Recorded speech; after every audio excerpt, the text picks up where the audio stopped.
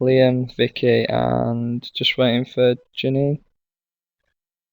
The little man at the top who's waving his hand in the top black bar. Yeah, I'm guessing you can hear me. Thank you. All right, guys, good. And welcome. My name's Ben Leonard, otherwise known on Twitter as PE Educator. I might have come across a few of you on there. And I am a teacher of PE, a lead practitioner of PE at Chobham Academy down in London. I've done and taught GCSE PE for a number of years, and my forte is using looking at different pedagogy and things through my lead practitioner role, and trying to engage students with their learning and their revision. And hopefully tonight, I'm going to show you lots and lots of different ways and methods in which you can spice up revision for students, and hopefully they come out with the best grades possible, and engagement is increased. You can see on the first slide there that we're going to be looking at different platforms that provide us with a support network for the students, looking at how we can create sort of 24-hour learning environments for them so they can learn and revise as much as possible. We're going to look at different online tools which can enhance teaching and learning, not just for revision but within your lessons as well. Looking at DVDs and podcasting and stuff like that that'll help the students out. Different games and game shows which creates that fun atmosphere within the classroom. And then we're just going to look at how you can analyse strengths and perhaps areas for development using other online tools.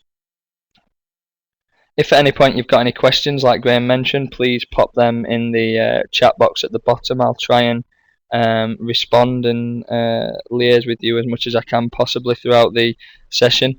If you could all remove your green ticks for me again now, and we'll get started and we'll move on. Thank you very much, guys. Well done, Liam, Vicky. Just waiting on Lewis and Jamal. Good. Okay. The first little thing that I want to talk about, and this is something that's been really strong within my teaching and our results in a few of the schools that I've worked in over the last couple of years, is Dave Brailsford's take on marginal gains. I'm sure within the teaching environment that you're in, you will have heard of it, but it really does make a difference if you can get your students to understand how the theory works and how they could put that and break that down within their GCSE PE revision. And we know that small changes, but to a lot of things, can enable greater progress. And this is something that as teachers I think we need to be looking at and trying to install within our students. Pupils, you can get them to, using the wheel that we've got there, and you can get we can send you that across after the course, but get them to break down their own revision plan and technique. Where are the weaknesses?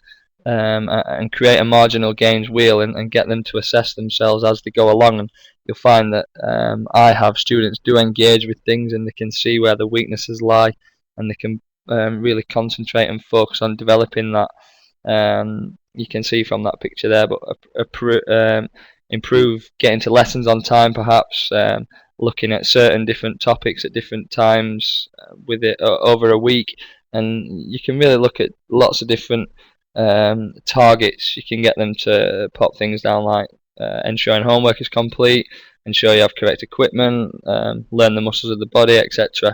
But we have found that these wheels are really positive and have been going forward. Something that those of you, if you do follow me on Twitter, I am a really big advocate of.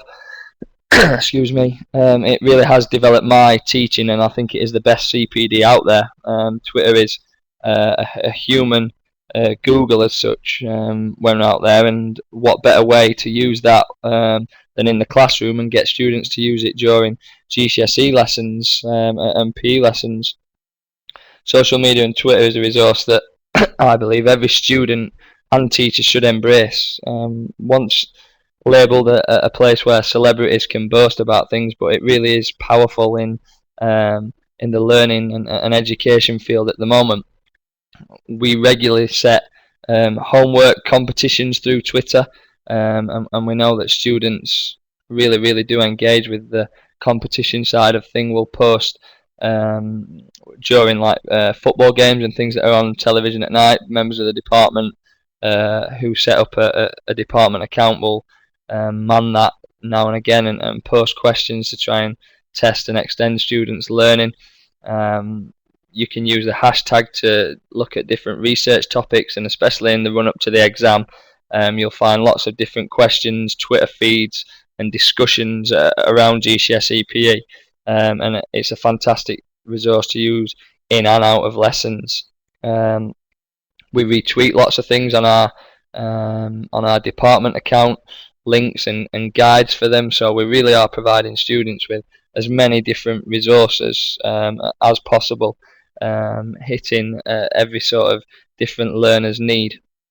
And again, if you haven't in your department set up a Twitter account, it really is a fantastic resource, and it's something that when we was Ofsted in our last school, Ofsted came and they was really impressed with how we could extend students' learning and create that 24/7 learning environment with them. So definitely in the run up to exams, students can get in touch with yourselves again.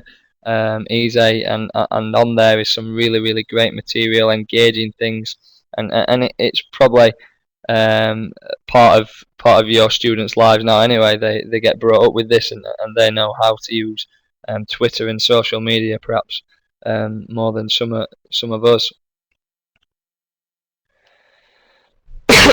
Sorry, excuse me. Another one that has really taken off is blogging, and similar to Twitter, you can create your own blog sites. You could get students to create their own blog revision site based on the GCSE PE theory content and modules that they've been doing.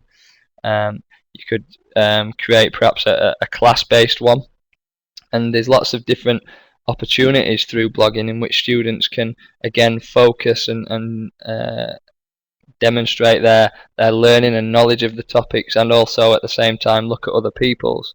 There's some really good blogging sites which you could use and set up. They're very simple to do, and if you can edit a Word document, you can create a blog, not a problem. They are really simple. Some platforms that you could use, and they are all free, are WordPress, Weebly, and Wikispaces.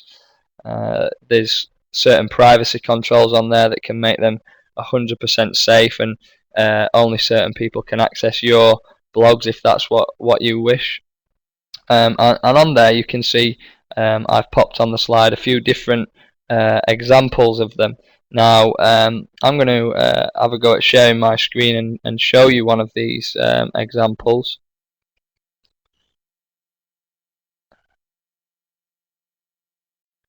And hopefully you should be able to see my screen now. I'm just going to show you through. This is a class blog that's been done by a group of students, and on there they've worked together and put lots of different GCSE content. There's lots of different ones on the link and the handout that I've provided you with, and there's some excellent sort of resources in which you can go forward with creating your own or looking at and using for inspiration to either get the students to do it or as a department do one. The Beaumont one there, I'm going to pop that link into your chat box hopefully, and I'm going to let you have a look at that.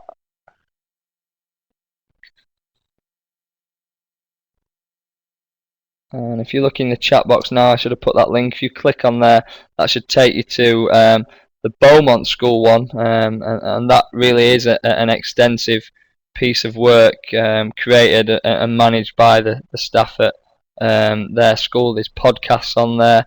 There's all sorts of different resources and questions and things that group poses. So that again is a really comprehensive way to look and get ideas from, and again, when you've got students active in the learning and actively part of the revision process, and they can see the document that they're contributing to, you'll find that the learners will be a lot more engaged and take in a lot more of the actual content themselves. And when they know that it can be shared and used by other people, they do get a sense of satisfaction and want to make it really as good as possible. But there's a few examples on there that you can look at in your own time, but that's blogging as well, and it is something that's really powerful and really